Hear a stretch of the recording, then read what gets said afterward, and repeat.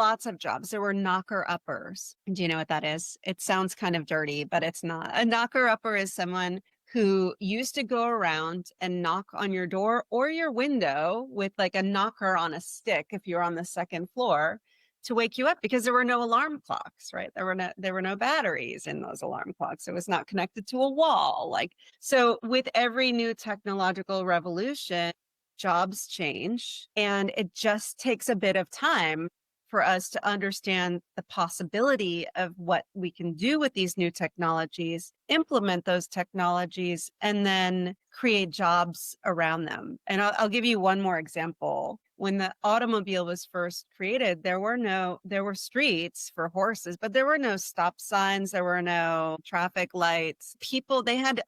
They had what were called red flaggers who walked next to cars to wave a flag so people wouldn't walk in front of them, right? Like, thankfully, we don't have that job anymore. But the infrastructure had not caught up. The design of the city had not caught up with this new technology. And so I don't worry about our ability to adapt and create all kinds of new magical things for people to do that are fulfilling, rewarding jobs that we love. The thing that's different today is that AI is moving so quickly that it might be harder to see what's around the corner in terms of what those new jobs are.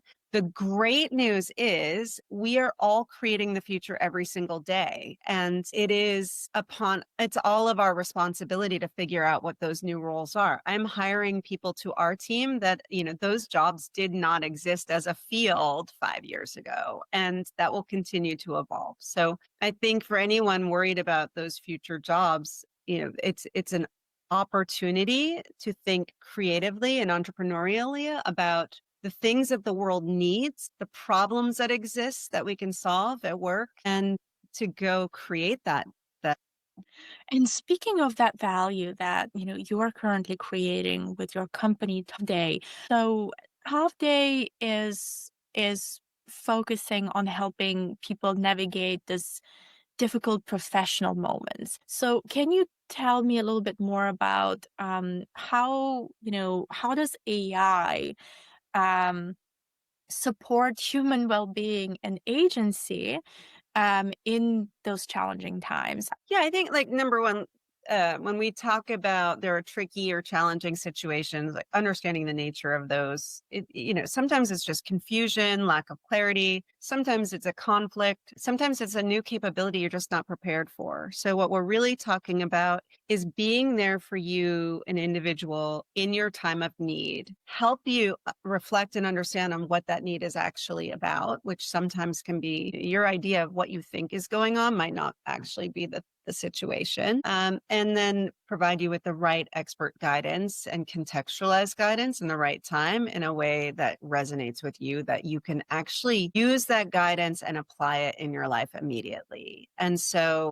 I think what's unique about what we've built is our AI is extremely curious. It's a safe and trusted space. So first of all, people need a place to go where they don't feel a sense of shame or judgment or fear retaliation or any of those things. So a safe place where people can go when things don't seem quite right. Sometimes it's just like a record screech moment. Like, I don't know what that was, but that doesn't seem right.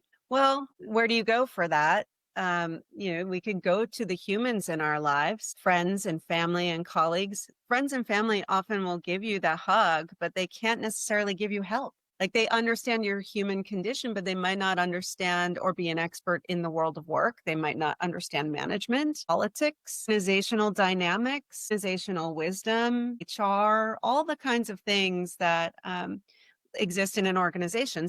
The human side of having a place to go that you trust, married with the expert knowledge and guidance, that's what we're really aiming for here. And the more we can get people to open up about what's going on and ask great questions and get them to share more, the AI can deeply understand what is actually the problem here and can help you understand and diagnose like what that challenge is and what are the most relevant, practical, and helpful solutions to that and tactics for that. Yeah, so basically applying this collective intelligence that exists in an organization. almost like you're speaking to the CEO and the HR and, multiple people who have a lot of experience and contextual knowledge.